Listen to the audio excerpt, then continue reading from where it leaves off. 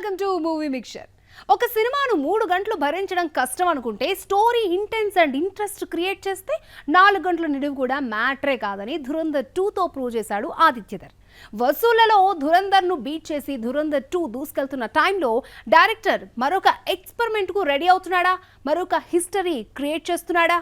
ఇప్పటి వరకు సౌత్ సినిమాలు టాలీవుడ్ లో 100 కోట్ల కొల్లగొట్టి కాలరెగరేస్తే ఫర్ ది ఫస్ట్ టైం ఓ బాలీవుడ్ ఫిలిం సౌత్ లో 100 crore కొల్లగొట్టి రివెంజ్ తీర్చుకుంది. ధురంధర్ 2 కర్ణాటకలో 100 కోట్లు కొల్లగొట్టి ఈ మార్క్ టచ్ చేసిన ఫస్ట్ బాలీవుడ్ ఫిలిం గా రికార్డు క్రియేట్ చేసింది. ఈ హైప్ లో మరో ఎక్స్పెరిమెంట్ కు రెడీ అయ్యాడు ఆదిత్యధర్.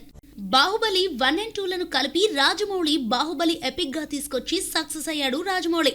3 hours 44 minutes నిడివైనా ఎంజాయ్ చేశారు. ఇప్పుడు ఇదే ఫార్ములాను అప్లై చేస్తున్నాడట ఆదిత్యధర్. ధురంధర్ 1 and 2ని 1 మూవీగా తీసుకువస్తున్నారట. ఈ మేరకు డైరెక్టర్ మూవీని కట్ చేశాడని సమాచారం. సుమారు 7.5 గంటల నిడివి ఉండనుందట.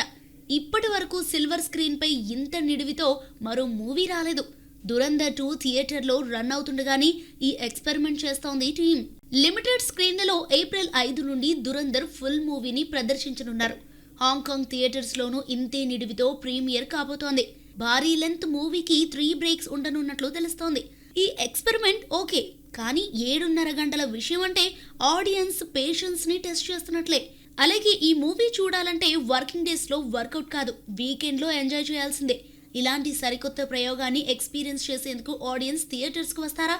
మరోసారి నిడివి నో మ్యాటర్ అని ప్రూవ్ చేస్తారా?